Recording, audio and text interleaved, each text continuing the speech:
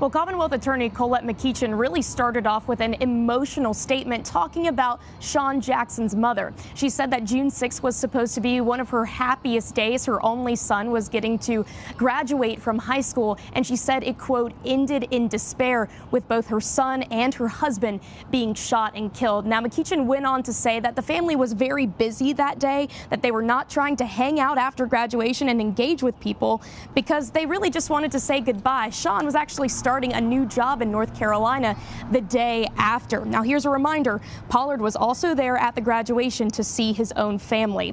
Now, the prosecution says there is no evidence that the Commonwealth is going to put before the jury showing that Jackson and Pollard had any contact before that day, although both sides do agree that there was, quote, bad blood between the two of them. Now, police say Jackson and Pollard did exchange words shortly after the graduation outside, and video evidence of that will be presented to the court, and it will show that interaction.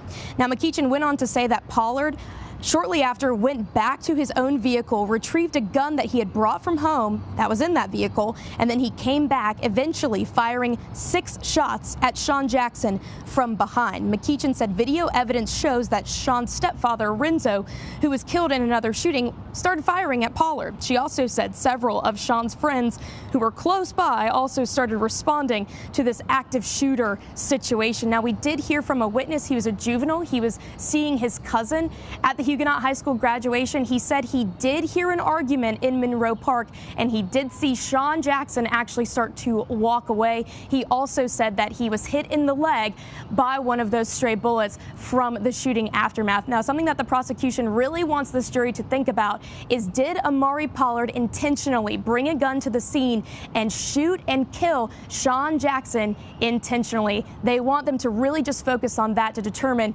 if Amari Pollard is guilty or not.